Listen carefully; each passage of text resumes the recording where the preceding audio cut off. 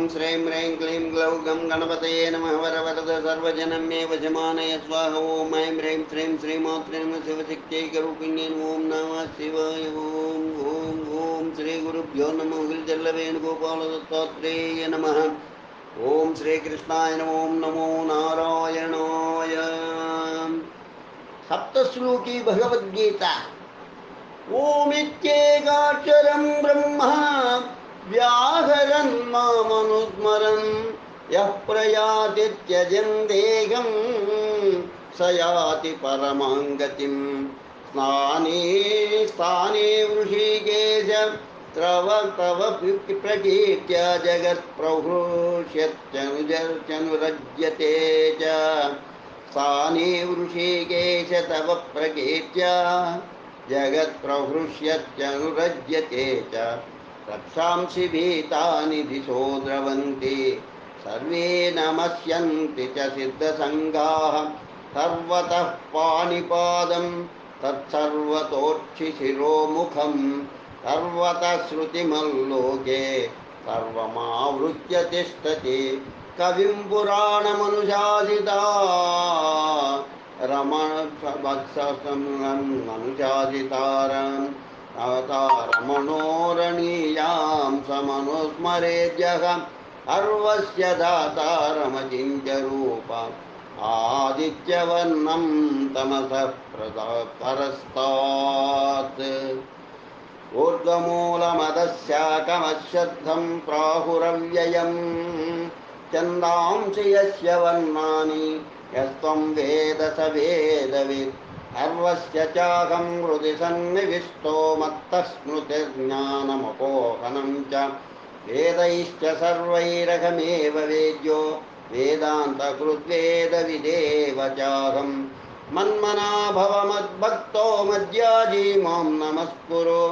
मामे वैष्यसि युक्तैवमात्मानं मत्परायणः इति श्रीमद्भगवद्गीतासूपनिषत्सु ब्रह्मविद्यायां योगशास्त्रे श्रीकृष्णार्जुनसंवादे सप्तश्लोके भगवद्गीता सम्पूर्णम् ॐ श्रीकृष्णाय नमः ॐ श्रीकृष्णाय नमः ॐ श्रीकृष्णाय नमः ॐ श्रीकृष्णाय नमः श्रीकृष्णाश्रयस्तोत्रम् सर्वमार्गेषु नष्टेषु काले च कलिधर्मणि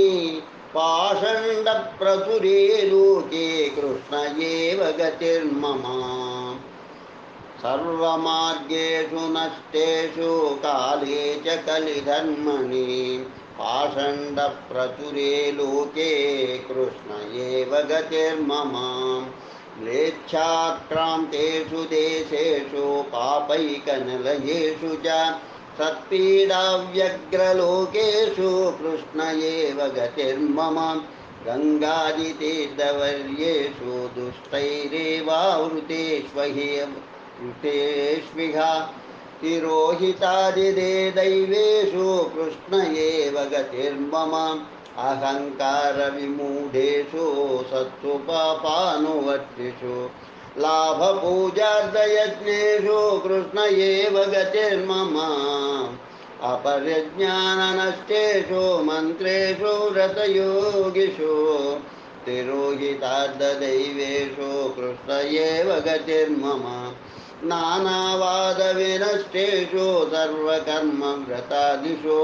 पाषण्डैकप्रयत्नेषु कृष्ण एव गतिर्मम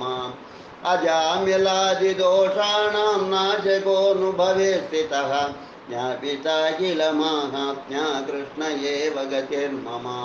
प्राकृता सकला देवा गणितानन्दकं बृहत् पूर्णानन्दो हरिस्तस्मात् कृष्ण एव गतिर्मम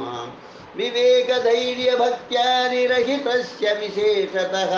पापासक्तस्य दीनस्य कृष्ण एव गतिर्मम सर्वसामर्थ्यसहितः सर्वत्रैवाखिलार्धकृत् चरणस्थसमुद्धारं कृष्णं विज्ञापयाम्यहं कृष्णाश्रयमिदं स्तोत्रं यः पठेत् कृष्णसन्निधौ तस्याश्रयो भवेत् कृष्णा इति श्रीवल्लभो ब्रवीत् इति श्रीमद्वल्लभाचार्यविरचितं श्रीकृष्णाश्रयस्तोत्रं सम्पूर्णम्। लोका समस्ता सुखिनो भवन्तु, लोका समस्ता सुखिनो भवन्तु, लोका समस्ता सुखिनो भवन्तु। ओम शांति शांति शांति। स्वस्ति।